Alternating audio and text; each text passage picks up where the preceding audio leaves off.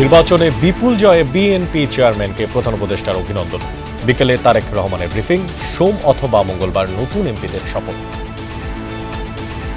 শপথ হচ্ছে আমরা খুব দ্রুত শপথ সম্পন্ন হবে, আর খুব দেরি হলেও এটা 16 বা 17 তারিখ, এর পরে যাবে না।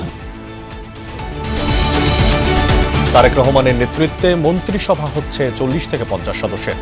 গুরুত্ব পাবেন অভিজ্ঞ জ্যেষ্ঠ নেতারা। প্রতিমন্ত্রীর দৌড়ে ছাত্রদলের সাবেক এক ঝাঁক নেতা। সামগ্রিক ফল মেনে দায়িত্বশীল বিরোধী দল হিসেবে কাজ করবে জামায়াত। বিভিন্ন জায়গায় হামলার অভিযোগ, নিন্দা জানালেন আমির। এবারের ভোট শান্তিপূর্ণ ও প্রতিযোগিতামূলক হয়েছে মূল্যায়ন ইউরোপিয়ান ইউনিয়নের। গণতন্ত্রের পথে যুগান্তকারী পদক্ষেপের আশাবাদ। Bangladesh authorities will solve those issues as transparently and as fast as possible. নির্বাচন পরবর্তী সহিংসতায় বাগেরহাটে একজন নিহত। জড়িতদের বিরুদ্ধে ব্যবস্থা নেয়ার দাবি। বিভিন্ন স্থানে হামলা ভাঙচুরের অভিযোগ পাল্টা অভিযোগ।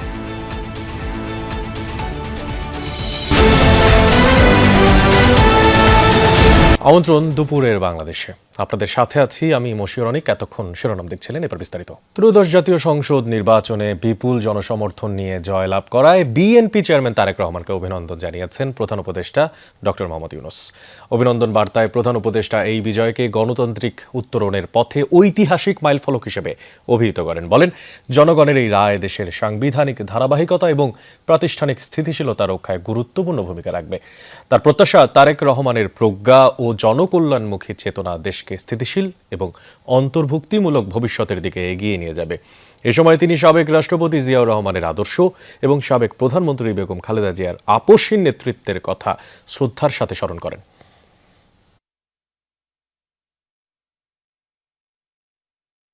গুলশানে বিএনপি চেয়ারম্যানের কার্যালয়ের সামনে আছেন সহকর্মী হাসিবুল করিম বিজয়। যাচ্ছি তার কাছে।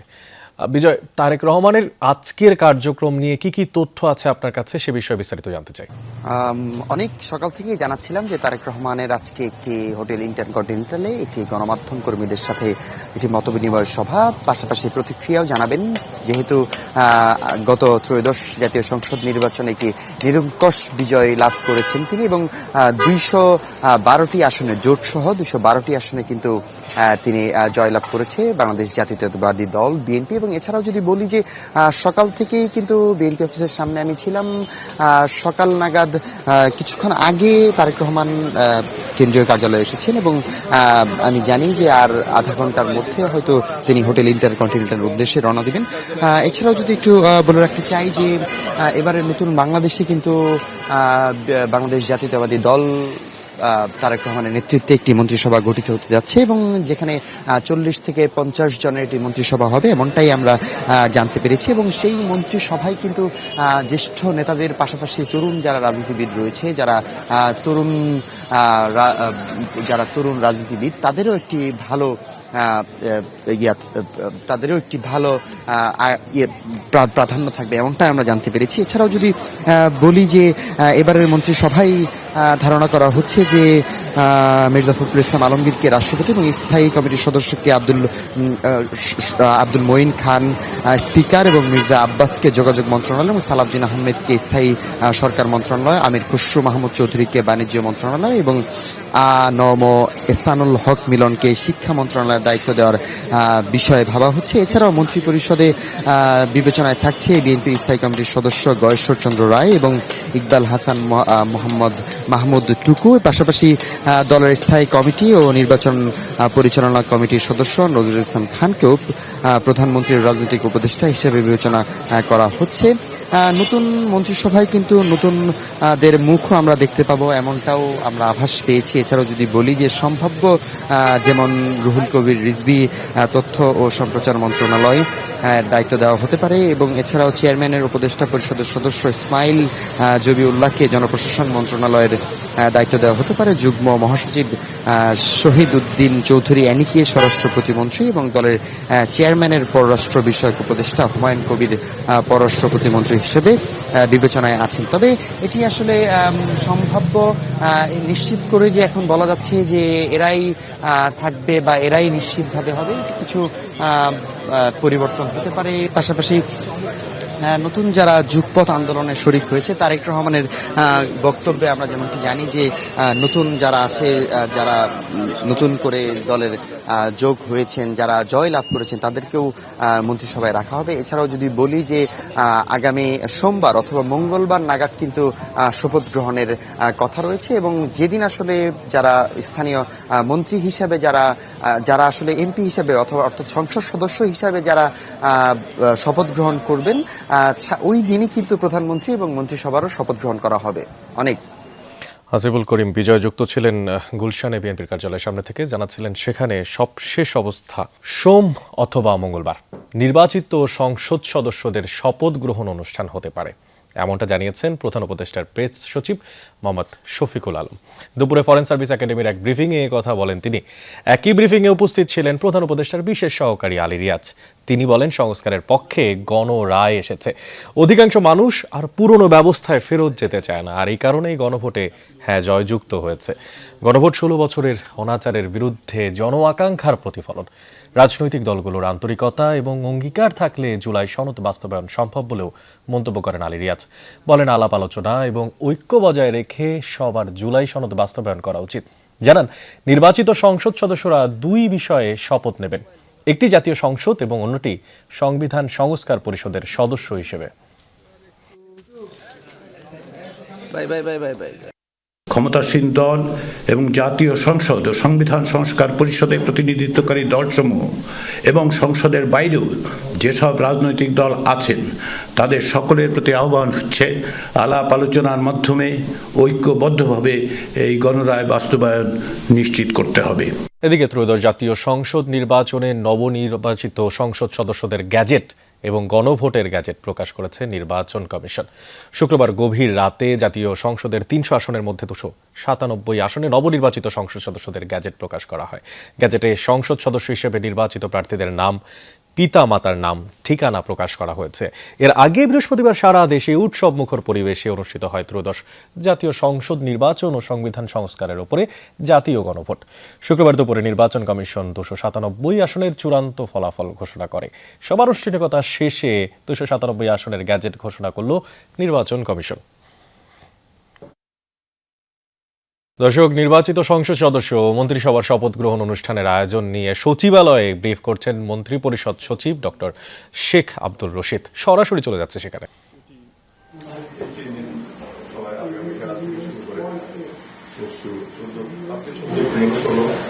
17 পর্যন্ত আমরা ধরতে পারি, কারণ কর্মদিবস আগামীকাল থেকে। এই 17 তারিখের মধ্যে তাদের শপথ গ্রহণ হবে। এই শপথ গ্রহণের পরে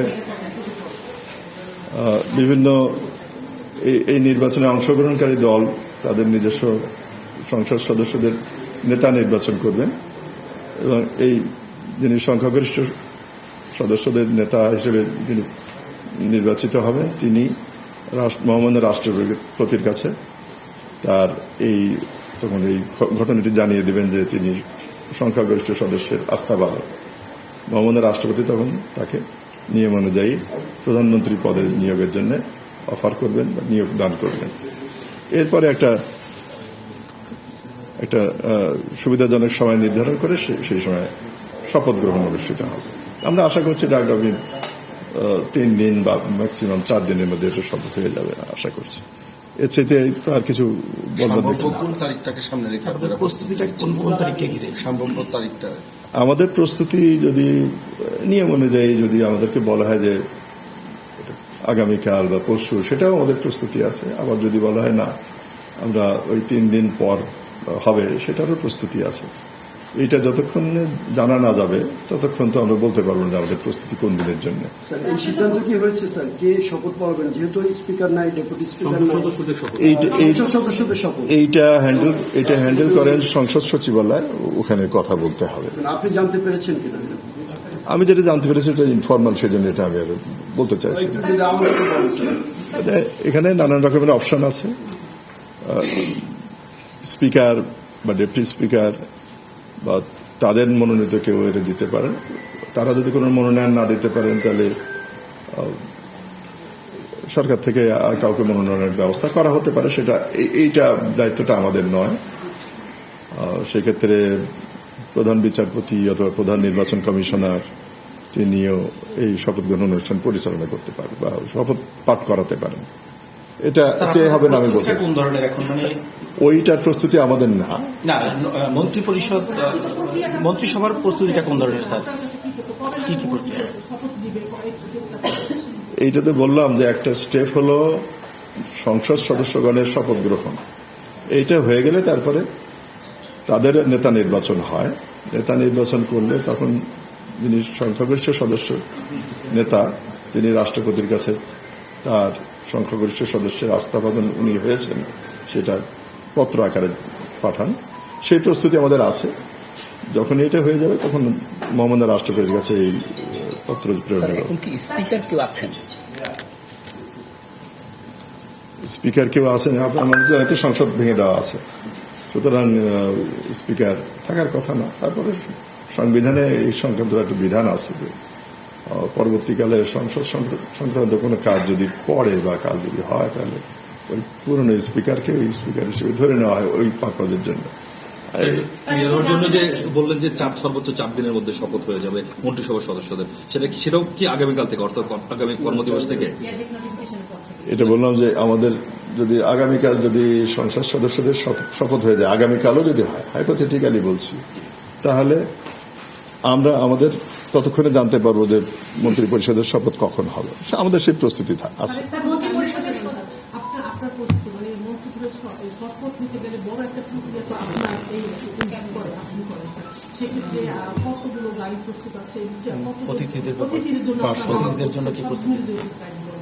এত ডিটেল নির্ধারিত নেই। মন্ত্রী সভার সদস্য কতজন হবেন সেটার উপর নির্ভর করে। এটা তো যিনি সংসদ নেতা, যিনি প্রধানমন্ত্রী হবেন, এটা তার নিজস্ব ডিসক্রিপশন। উনি কতজনকে মন্ত্রী হিসেবে এখন দেখতে চান বা পরে দেখতে চান। না না না, আমাদের মন্ত্রিসভার যারা সদস্য হবেন তাদের শপথ স্যার কে পড়াবেন? পরিষ্কার করে জানতে চাই। স্পিকার পড়াবেন স্যার, যেহেতু এটা আপনার এন্ডের কাজ, ক্যাবিনেট ডিভিশন। রাষ্ট্রপতিই তো পড়াবেন না সংবিধান অনুযায়ী। স্যার ওই আপা যেটা জিজ্ঞেস করছিলেন অতিথিদের প্রসঙ্গে, কতজন অতিথি থাকতে পারেন সেই বিষয়ে প্রস্তুতি আপনাদের কি? আপনাদের প্রতিনিধি একজন যারা থাকেন এটা নিশ্চিত করে বলতে পারি। আমাদের থাকাটা বিষয়। প্রাথমিক প্রস্তুতিতে কতজন অতিথিকে দাওয়াত দিবেন বলে আপনারা চিন্তা করছেন? ছোট কম বেশি হবে 1000, কম বেশি 1000। এটা তো বলতে পারছি না। আমরা বললাম তো, যদি আমাদেরকে নির্দেশ দেওয়া হয় বা ইন্ডিকেট করা হয় যে অমুক তারিখে অমুক সময় হবে, আমরা সেই মোতাবেক কাজ করব। সেটা ইভেন কালকে হলেও কালকে কাজ করতে হবে, 2 দিন পরে হলে 2 দিন পরের জন্য আমাদের কাজ করবে। আমাদের জানার পরে সেটা বলতে পারবো, তার আগে কোনো। আমাদের সেটা অনুমান করছি যে শেষ হবে। হ্যাঁ হ্যাঁ, আপনারা ঠিকই ধরেছেন। ঠিক আছে, অনেক ধন্যবাদ। আপনি আমার কথা বলার মতো অবস্থা না। নবনির্বাচিত সংসদ সদস্যদের শপথ গ্রহণকে কেন্দ্র করে নানা ধরনের প্রশ্ন উত্তর দিচ্ছিলেন সচিবালয় থেকে মন্ত্রিপরিষদ সচিব মোহাম্মদ শেখ আব্দুর রশিদ। যুক্ত ছিলাম সেখান থেকে। 40 থেকে 50 সদস্যের মন্ত্রিসভা গঠন করবে বিএনপি চেয়ারম্যান তারেক রহমান। সেখানে যেমন গুরুত্ব পাবেন মন্ত্রণালয় সামলানোর অভিজ্ঞতা সম্পন্ন জ্যেষ্ঠ নেতারা, তার পাশাপাশি প্রতিমন্ত্রী হিসেবে থাকবেন ছাত্রদলের সাবেক এক ঝাঁক তরুণ নেতা। এছাড়াও তারেক রহমানের সঙ্গে এতদিন নিবিড়ভাবে কাজ করা 4-5 জনকে গুরুত্বপূর্ণ কিছু মন্ত্রণালয়ে দায়িত্ব দেওয়া হবে টেকনোক্র্যাট মিনিস্ট্রিতে। আর সংরক্ষিত নারী আসনের এমপি নির্বাচিত হওয়ার পর অন্তত 3 জনকে আনা হবে মন্ত্রিপরিষদে। গত 2 দিন স্থায়ী কমিটির সদস্যদের সাথে আলোচনায় এসব বিষয়ে আলাপ করেছেন চেয়ারম্যান তারেক রহমান, যদিও আনুষ্ঠানিকভাবে কোনো নেতাই কোনো কথা বলেনি এখন পর্যন্ত। নির্বাসিত জীবন কাটিয়ে দেশে ফেরার পর মায়ের মৃত্যু, দলের চেয়ারম্যানের দায়িত্ব, অতঃপর জনরায়ে বিএনপিকে 2/3 আসনে জয়ী করে রাষ্ট্র ক্ষমতা আনলেন তারেক রহমান। সবকিছু ঠিকঠাক থাকলে সেই তারেক রহমানই হতে যাচ্ছেন দেশের 11তম প্রধানমন্ত্রী। এতে করে 35 বছর পর পুরুষ প্রধানমন্ত্রী পাবে বাংলাদেশ। নিরাপদ শহরে চারদিকে আলোচনা কেমন হতে পারে তারেক রহমানের ক্যাবিনেট? দলের স্থায়ী কমিটির সদস্যরা এ নিয়ে মুখে কুলু পেটেছেন। যদিও শনিবার দলের সিনিয়র সদস্যদের গুলশান কার্যালয়ে ডেকে মতামত নেন বিএনপি চেয়ারম্যান। বৈঠকে ছিলেন এমন দুইজন নেতা যমুনা নিউজকে অনানুষ্ঠানিকভাবে জানিয়েছেন 2001-06 সালের মতোই বড় মন্ত্রিপরিষদ গঠন করতে যাচ্ছেন তারা। সংখ্যাটা হতে পারে 45, যেখানে স্থায়ী কমিটির সদস্য ও সাবেক মন্ত্রী মির্জা ফখরুল ইসলাম আলমগীর, সালাউদ্দিন আহমদ, মির্জা আব্বাস, গয়েশ্বরচন্দ্র রায়, আব্দুল মঈন খান, ডাক্তার AZM জাহিদ হোসেন, আমির খসরু মাহমুদ চৌধুরী, হাফিজউদ্দিন আহমদ, সেলিমা রহমান সরকারের গুরুত্বপূর্ণ মন্ত্রণালয়ের দায়িত্ব পাচ্ছেন। এছাড়া আমানুল্লাহ আমান, আলতাফ হোসেন চৌধুরী, আব্দুল্লাহ আল মিন্টু, বরকতুল্লাহ বুলু, রেজা কিবরিয়া, অ্যাডভোকেট ফজলুর রহমান, নুরুল ইসলাম মনি, এহসানুল হক মিলন, রাশিদুজ্জামান মিল্লাত, আসাদুল হাবিব দুলু, জাকারিয়া তাহির সুমন, দীপেন দেওয়ানের দায়িত্ব পাওয়ার সম্ভাবনার কথা জানা গেছে। তারেক রহমানের মন্ত্রিপরিষদে ছাত্রদলের সাবেক নেতাদের আধিপত্য থাকছে। প্রতিমন্ত্রী হিসেবে শহীদুদ্দিন চৌধুরী অ্যানি, সাবেক অ্যাটর্নি জেনারেল আসাদুজ্জামান, রকিবুল ইসলাম বকুল, অনিন্দু ইসলাম অমিত, সুলতান সালাউদ্দিন টুকু, শামা ওয়াইদ, SM জিলানি, শামীম কায়সার লিঙ্কন, হাবিবুর রশিদ, নওশাদ জমিরের নাম আলোচনায়। চমক থাকছে বিএনপির টেকনোক্রেট কোটায়। সূত্র বলছে, তথ্যমন্ত্রী হিসেবে তারেক রহমানের পছন্দ একটি দৈনিক পত্রিকার সম্পাদককে। তিনি রাজি না হলে দায়িত্ব পেতে পারেন রুহুল কবির রিজভী বা মাহাদি আমিন। প্রবাসী কল্যাণ মন্ত্রণালয়ের জন্য বিবেচনায় আছেন ডক্টর এনামুল হক চৌধুরী, পররাষ্ট্রে হুমায়ুন কবির ও ক্রীড়ায় সাবেক অধিনায়ক আমিনুল হক। প্রতিশ্রুতি অনুযায়ী শরিকদেরও মন্ত্রণালয়ের বিবেচনা রাখছে বিএনপি। আন্দালুর রহমান পার্থ, ববি হাজ্জাজ, নুরুল হক নূর, জুনায়েদ সাকি ও মাহমুদুর রহমান মান্নার সম্ভাবনার কথা জানিয়েছেন নেতারা। শামা ওবায়দ ছাড়াও সংরক্ষিত নারী আসন থেকে কয়েকজন মন্ত্রী পরিষদে ডাক পেতে পারেন।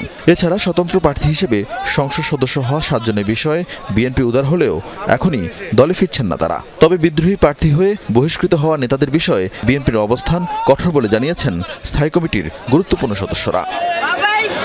আরিফিন শাকিল, যমুনা নিউজ, ঢাকা।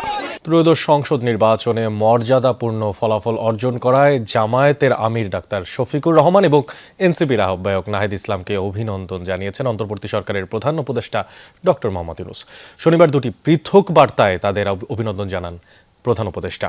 জামায়াত আমিরের উদ্দেশ্যে ডক্টর ইউনূস বলেন, নির্বাচনী প্রচার পর্ব থেকে শুরু করে ফলাফল ঘোষণার পরবর্তী সময় পর্যন্ত জামায়াত ইসলামীর রাজনৈতিক শিষ্টাচার, সংযম, দায়িত্বশীল বক্তব্য এবং কর্মীদের প্রতি শান্তিপূর্ণ আচরণের আহ্বান দেশের সামগ্রিক পরিস্থিতিকে স্থিতিশীল রাখতে বিশেষ ভূমিকা রেখেছে।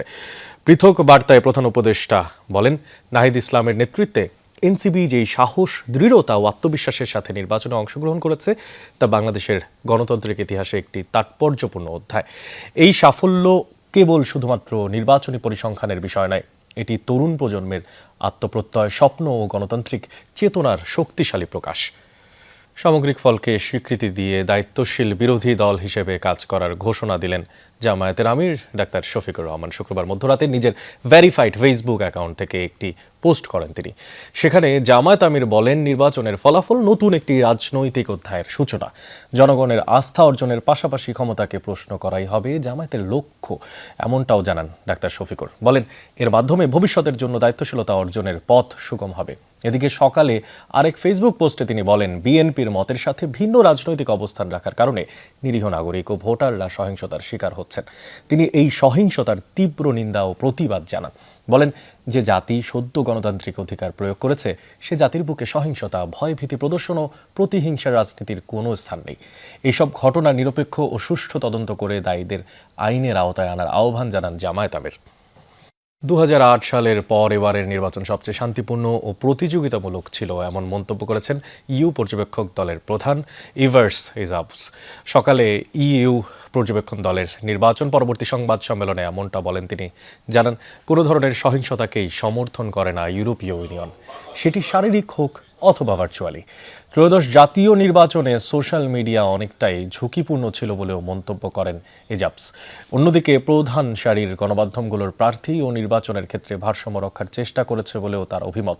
সংবাদ সম্মেলনে ইউরোপিয়ান কমিশন প্রধান বলেন, বাংলাদেশের মানুষের অধিকার বাস্তবায়নে এই নির্বাচন গ্রহণযোগ্য ছিল, গণতন্ত্রের ক্ষেত্রে যা যুগান্তকারী পদক্ষেপ রাখতে পারে। তিনি আরও বলেন, ভোট পরবর্তী সময় সকল রাজনৈতিক দলগুলো তাদের সমর্থকদের সহিংসতা থেকে দূরে রাখতে চেয়েছে, যা ইতিবাচক।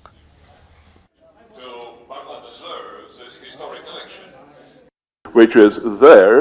And of course, we still expect that the Bangladesh authorities will, solve those issues as transparently and as fast as possible. বাগেরহাটে বিএনপি ও স্বতন্ত্র প্রার্থীর সমর্থকদের সংঘর্ষে গুরুতর আহত একজন চিকিৎসাধীন অবস্থায় মারা গেছেন। বেলা 12টায় খুলনা মেডিকেলে চিকিৎসাধীন অবস্থায় মারা যান ওসমান গনি। এর আগে গতকাল বিকেলে বাগেরহাট সদরের পারনোয়াপাড়া গ্রামে সংঘর্ষে জড়ায় বিএনপি ও স্বতন্ত্র প্রার্থীর সমর্থকেরা। এই সময় আহত হন 5 জন। অবস্থা সংকটাপন্ন হওয়ায় আহত ওসমানকে নেওয়া হয় খুলনা মেডিকেলে। সংঘর্ষের ঘটনায় থানায় মামলা প্রক্রিয়াধীন।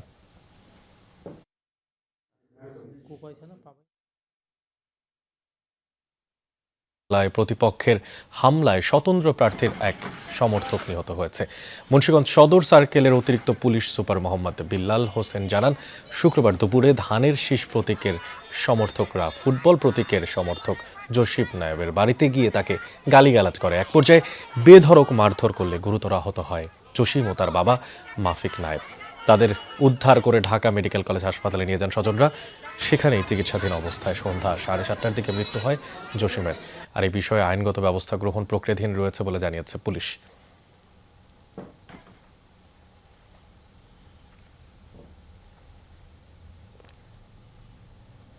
গাজীপুরের টঙ্গীতে দলীয় কার্যালয় দখলকে কেন্দ্র করে যুবদল নেতাকর্মীদের ওপরে হামলার অভিযোগ উঠেছে স্থানীয় বিএনপি নেতাকর্মীদের বিরুদ্ধে। গত রাতে টঙ্গীর 27 এলাকায় এই ঘটনা ঘটে। স্থানীয়রা জানায়, দীর্ঘদিন যাবৎ এলাকার বিএনপি কার্যালয়টি ব্যবহার করে আসছিল টঙ্গী পশ্চিম থানা যুবদলের যুগ্ম আহ্বায়ক লস্কর ও তার কর্মী সমর্থকেরা। গতরাতে স্থানীয় বিএনপি নেতা বেলাল তার লোকজন নিয়ে কার্যালয়টি দখল করতে যায়। এ সময় ভাঙচুর করা হয় সেখানে থাকা আসবাবপত্র। আহত হয় লস্করের কয়েকজন কর্মী সমর্থক। পরে তাদের উদ্ধার করে হাসপাতালে পাঠানো হয়। ঘটনার পর টঙ্গী পশ্চিম থানায় একটি অভিযোগ দায়ের করেন যুবদল নেতা লস্কর।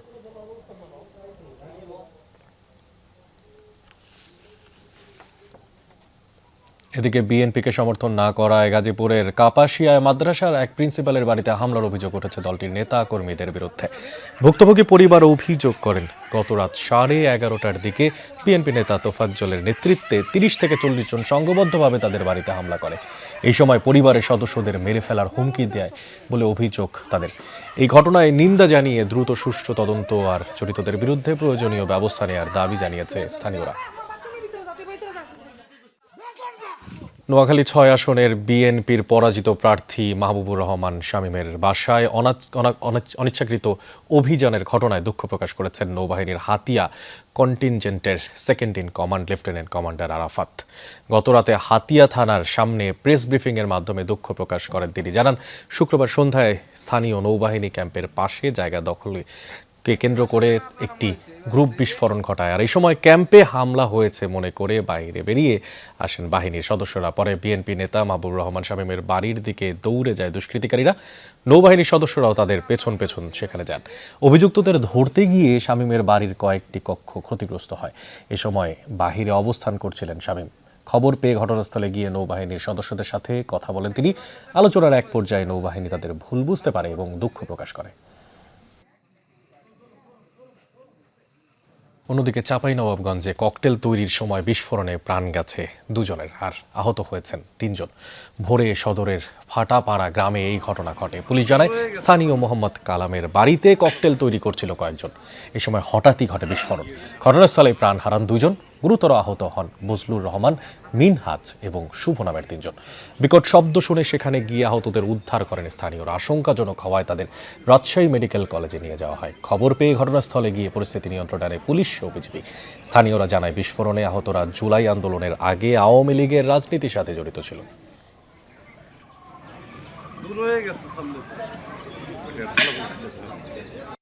বোম ডিসপোজাল ইউনিট তাদেরকে সংবাদ দেওয়া হয়েছে। তারা এসে ঘটনাস্থল দেখবেন এবং আরও কোনো অবিস্ফোরিত ককটেল বা তার সরঞ্জামাদি আছে কিনা সেটা দেখে তারপরে আমরা মৃতদেহ যে আইনানুগ কাজ সেটা সম্পন্ন করব। দীর্ঘদিন পর মানিকগঞ্জের রাজনীতিতে নতুন সমীকরণ। জেলার 3টি সংসদীয় আসনেই জয় পেয়েছেন বিএনপির প্রার্থীরা। আর এই বিজয়ের উল্লাস ছড়িয়েছে দলীয় নেতাকর্মীদের মাঝে। পাশাপাশি সাধারণ মানুষদের মধ্যেও তৈরি হয়েছে নতুন প্রত্যাশা। নির্বাচিত প্রতিনিধিদের প্রতিশ্রুতি আর স্থানীয়দের প্রত্যাশা নিয়ে রিপোর্ট করেছেন BM খোরশেদ। মানিকগঞ্জের 3টি আসনেই বিএনপির জয়, দীর্ঘদিনের রাজনৈতিক অপেক্ষার অবসান। ভোটের ফল ঘোষণার পরপরই উচ্ছ্বাসে ফেটে পড়েন দলীয় নেতাকর্মীরা। 1991 থেকে 2001 সাল পর্যন্ত জেলার সবকটি আসনই ছিল বিএনপির দখলে, কিন্তু 2008 সাল থেকে আওয়ামী লীগ ও তাদের জোট প্রার্থীরা দখলে নেয় আসনগুলো। ত্রয়োদশ জাতীয় সংসদ নির্বাচনে এসে সেই হারানো আসন পুনরুদ্ধার করল বিএনপি। আমরা কিন্তু শুরু থেকে কনফিডেন্ট ছিলাম বাংলাদেশের জনগণ দেশ বিরোধী, স্বাধীনতা বিরোধী কাউকে ভোট দিবে না। আগামী দিন যাতে মানুষ ভালোভাবে থাকতে পারে, মানুষ সুব্যবস্থা পায়, মানুষের যাতে কোনো ধরনের দুর্ভোগ না হয়। 3টি আসনই ফেরত পেয়ে আমরা সকলেই মানিকগঞ্জবাসী সবাই আমরা খুশি, আনন্দিত। নির্বাচনে মানিকগঞ্জ 1 আসনে প্রায় 60,000 ভোটের ব্যবধানে জয়ী হয়েছেন জেলা বিএনপির সাবেক সাধারণ সম্পাদক এস এ জিন্নাহ কবির। 2 আসনে মইনুল ইসলাম খানের ভোটের ব্যবধান 94,000 এবং মানিকগঞ্জ 3-এ 1 লাখেরও বেশি ভোট পেয়ে বাবার আসনে নির্বাচিত হয়েছেন মেয়ে আফরোজা খানম রিতা। দীর্ঘ 18 বছর পর এই জয়ে শুধু উচ্ছ্বাস নয়, নতুন প্রতিনিধিদের কাছে রয়েছে মানুষের অনেক প্রত্যাশাও। কলকারখানা, ইন্ডাস্ট্রিজ বাড়িয়ে দেওয়া যাতে বেকারত্বের হার কমে যায়। রাস্তাঘাট, তারপরে মানুষের চলাফেরা, ঠিক আছে, সব কিছু নিয়ে আর সুযোগ সুবিধা চাই, দেশের উন্নয়ন চাই। হাঙ্গামা চাই না, রক্তের রাজনীতি চাই না, হিংসা প্রতিহিংসা চাই না, আমরা সবাই ভালো থাকতে চাই। নির্বাচিত প্রতিনিধিরা বলছেন জনগণের প্রত্যাশা পূরণই হবে তাদের প্রথম লক্ষ্য। প্রতিনিয়ত প্রতিদিন প্রাকৃতির সাথে যুদ্ধ করে, সমাজের দুষ্ট লোকদের সাথে প্রতিবাদ করে, লড়াই করে বেঁচে আছে। এদের ভাগ্যের পরিবর্তনটা যেন মহান আল্লাহ আমাকে করে যেতে দেন, এটাই আমার প্রত্যাশা, এটাই আমার চাওয়া। ফিঙ্গারের ব্যাপারটা যদি হয় তাহলে এখানে আমি যেটা বলেছি নাগরিক সুবিধাগুলো উন্নয়ন করা, তারপর হরিরামপুরের কথা যে নদী ভাঙনের ওপরে কাজ করা, একটা কি বলে স্থায়ীবাদের ব্যাপারে কাজ করা, এইসব জিনিসগুলো থাকবে। এবং অন্যান্য মানুষের মধ্যে প্রত্যাশা অনেক, রাস্তাঘাট অনেক দিনের কাজ হয় নাই, অনেক রাস্তাঘাটের উপরে কাজ আছে। জেলার মানুষের প্রত্যাশা শুধু রাজনৈতিক পরিবর্তনে সীমাবদ্ধ নয়, তারা চান বাস্তব উন্নয়ন, কর্মসংস্থান এবং দীর্ঘদিনের সমস্যা সমাধানের দৃশ্যমান উদ্যোগ। ত্রয়োদশ জাতীয় সংসদ নির্বাচনে মানিকগঞ্জের 3টি আসন পুনরুদ্ধারের চেষ্টায় সফল হয়েছে বিএনপি।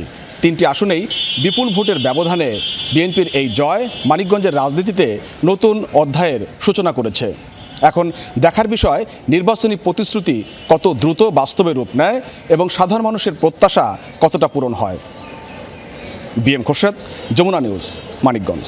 আজ 14 ফেব্রুয়ারি প্রকৃতিতে বসন্তের হাওয়া এলো, ভালোবাসা দিবস। মুক্তিযুদ্ধ জাদুঘর অডিটোরিয়ামে সকাল থেকেই চলছে ঋতুরাজকে বরণ করার উৎসব। জাতীয় বসন্ত উদযাপন পরিষদের আয়োজনে অংশ নিয়েছেন নানা শ্রেণী পেশার নানা বয়সী মানুষ। সুর, লহরী আর নাচের তালে মুগ্ধ দর্শক। একদিন পরই এই আয়োজনে ঢাকাবাসীর মনে জমে থাকা কালো মেঘ প্রশমিত হয়েছে, জানালেন আগত অতিথিরা। হিন্দোল রাগের ধ্বনি দিয়েই শুরু হলো পহেলা ফাল্গুনের সকাল, বসন্ত উৎসব 1432। বরাবরই ঢাকা বিশ্ববিদ্যালয়ের বকুলতলায় বসন্তকে বরণ করে জাতীয় বসন্ত উৎসব উদযাপন পরিষদ। তবে এবার নির্বাচন সংক্রান্ত নিরাপত্তার কারণে মুক্তিযুদ্ধ জাদুঘরের এই খোলা অডিটোরিয়ামেই ছিল আয়োজন। নানান ধাঁচ আর সৃজনশীল সব মুদ্রার নৃত্য পরিবেশন করেন শিল্পীরা। সমান তালে চলে সঙ্গীত আর কবিতার ছন্দ। আমাদের এই প্রাণের উৎসবে আমরা না আসতে পারলে আসলে আমাদের অনেকটা দম বন্ধ লাগে। বকুলতলায় যেহেতু নানা প্রকৃতির সারাটা বেশি ছিল, এখানে একেবারে বিশাল বিল্ডিংয়ের মধ্যে, তারপরেও আমরা যখন নিজেদের মধ্যে ঢুকে গেলাম, আনন্দে চলে আসলাম, নাচ গান করা শুরু করলাম, তখন আর জায়গাটা আমাদের কাছে কোনো বিশেষ কিছু মনে হয়নি। আমরা বাঙালিরা তো উৎসব প্রিয় জাতি না, আমরা সাজতে পছন্দ করি, মজার মজার খাবার খেতে পছন্দ করি। স্থানটা শুধু ভিন্ন, কিন্তু এই প্রতি বছরের মতো আমরা আবারও বসন্তের প্রকৃতির সাজ বসন্তে আমরা সেজে উঠেছি।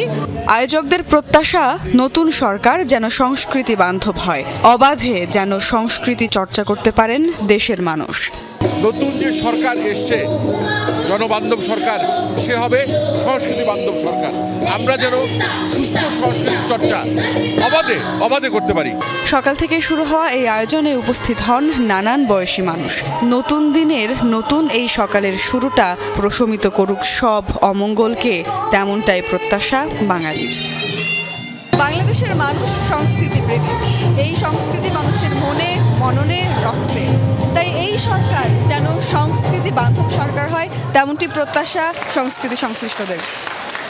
সুমাইয়া ঐশী, যমুনা নিউজ, ঢাকা। কারচুপি করে ঢাকা 16 আসনের ধানের শীষের প্রার্থীকে হারানো হয়েছে, আর এই আসনের ভোট পুনর্গণনার দাবি জানিয়েছেন বিএনপির প্রার্থী আমিনুল হক। সেই পর্যন্ত নির্বাচন কমিশনের কাছে গ্যাজেট স্থগিত রাখার আহ্বান জানান তিনি। পল্লবীতে সংবাদ সম্মেলনে তিনি অভিযোগ করেন সরকার একটি দলকে ঢাকার আসনগুলোয় বিশেষ সুবিধা দেওয়ার চেষ্টা করেছে। ঢাকা 16 আসনে ধানের শীষের বিজয় সুনিশ্চিত ছিল।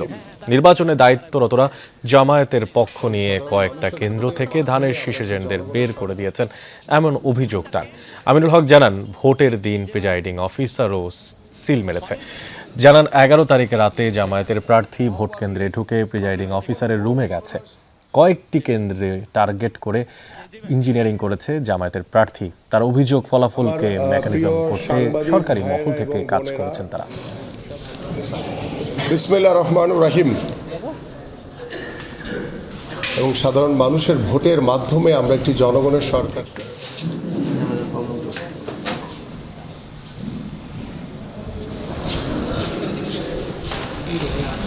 বাহবা দিয়েছে, কিন্তু যখন ভোট গণনার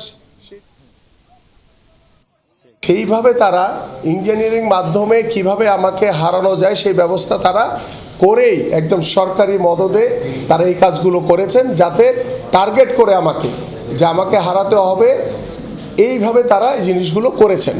প্রধান নির্বাচন কমিশন চাইলে এই গেজেটটি স্থগিত করে তিনি আবার এটি পুনর্গণনা তিনি করতে পারেন। ভোট পুনর্গণনার দাবিতে রংপুর 4 আসনের হারাগাছ, কাউনিয়া ও পীরগাছায় সড়ক অবরোধ করে বিক্ষোভ করছে বিএনপির পরাজিত প্রার্থী এমদাদুল হক ভরসার কর্মীরা। আর এই বিষয়ে আরও তথ্যপত্র জানানোর জন্য আমাদের সঙ্গে এই মুহূর্তে যুক্ত হচ্ছেন মাজারুল মান্নান।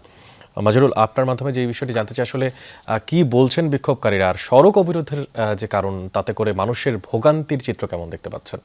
আমি যদি আপনাকে দেখাতে পারি, আমরা যে রংপুর এবং কুড়িগ্রাম লালমনিরহাট যে আঞ্চলিক মহাসড়কটি আছে, সেই মহাসড়কটির দুই পাশে কিন্তু দীর্ঘ লাইন হয়ে গেছে যানবাহনের, এবং আপনি দেখবেন যে এই অবরোধের কারণে অনেক যাত্রী আছেন, তারা আস্তে আস্তে হেঁটে হেঁটে তারা গন্তব্যে পৌঁছানোর চেষ্টা করছেন।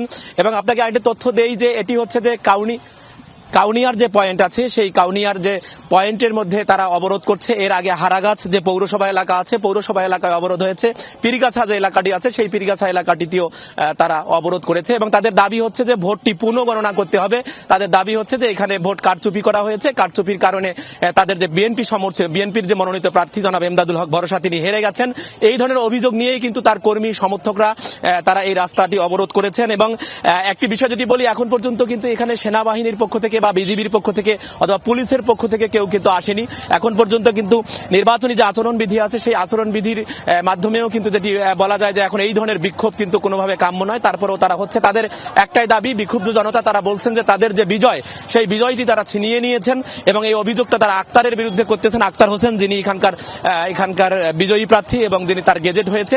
এবং তাদের আরেকটি বক্তব্য হচ্ছে যে যতক্ষণ পর্যন্ত না তাদের এই দাবিটা পূরণ হবে, ভোট পুনর্গণনার দাবিটা পূরণ হবে, ততক্ষণ পর্যন্ত তারা চলতে থাকবে। তবে আমরা কথা বলেছিলাম রিটার্নিং কর্মকর্তার সাথে, বিভাগীয় কমিশনারের সাথে, ডিআইজির সাথে। তারা যেটি বলছেন যে আইন আছে, আইনের বাইরে এখন আর এই বিষয় করার কোনো সুযোগ নেই, এবং সে কারণে তারা বারবার যেটা বলবার চেষ্টা করছেন যে সে কারণে তারপর যেটা আইনের মাধ্যমে যাওয়ার জন্য চেষ্টা করছেন। আমরা এমদাদুল হক ভরসার সাথে কথা বলেছি, তিনি বলেছেন যে বিক্ষুব্ধ জনতাই কিন্তু এই অবরোধটি করেছে, এবং তাদের দাবির সাথে তিনিও একমত। তিনিও চান, এজন্য তিনি আবেদনও করেছেন কাউনিয়া উপজেলায় এবং পীরগাছা উপজেলা এবং রিটার্নিং কর্মকর্তার কাছে এর মধ্যে আবেদনও করা হয়েছে। অর্থাৎ এখন এই অবরোধ কর্মসূচিটি কখন শেষ হবে সে বিষয়ে কিন্তু এখন কোনো তথ্য দেওয়া যাচ্ছে না।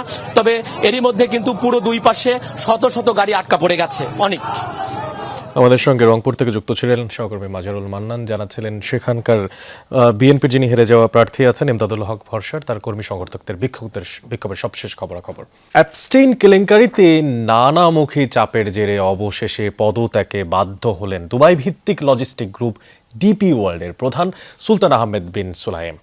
কুখ্যাত যৌন নিপীড়ক জেফ্রি অ্যাপস্টেইনের সাথে সুলতান আহমেদের ঘনিষ্ঠ সম্পর্ক প্রকাশ্যে আসার পর ভাবমূর্তি সংকটে পড়ে ডিপি ওয়ার্ল্ড। এরই মধ্যে যুক্তরাজ্য ও কানাডার শীর্ষ দুই প্রতিষ্ঠান গ্রুপটিতে বিনিয়োগের সিদ্ধান্ত স্থগিত করেছে। বিতর্কিত এই ডিপি ওয়ার্ল্ডকে চট্টগ্রাম বন্দরের নিউ মেরিন কন্টেইনার টার্মিনাল পরিচালনার দায়িত্ব দেওয়ার কথাও রয়েছে। বিশ্বজুড়ে বন্দর পরিচালনাকারী প্রতিষ্ঠান ডিপি ওয়ার্ল্ড অনিয়ম সহ নানা অভিযোগে বিভিন্ন সময় হয়েছে বিতর্কিত। অনেক দেশে দুবাই ভিত্তিক লজিস্টিক গ্রুপটির সাথে চুক্তি বাতিলের ঘটনাও ঘটেছে। এবার ডিপি ওয়ার্ল্ডের প্রধানের কেলেঙ্কারি ছাড়িয়ে গেছে আগের সব বিতর্ককে। দণ্ডপ্রাপ্ত যৌন নিপীড়ক জেফ্রি অ্যাপস্টেইনের সাথে ঘনিষ্ঠ সম্পর্ক প্রকাশের পর থেকেই তোপের মুখে পড়া সুলতান আহমেদ বিন সুলাইমকে হারাতে হলো চাকরি।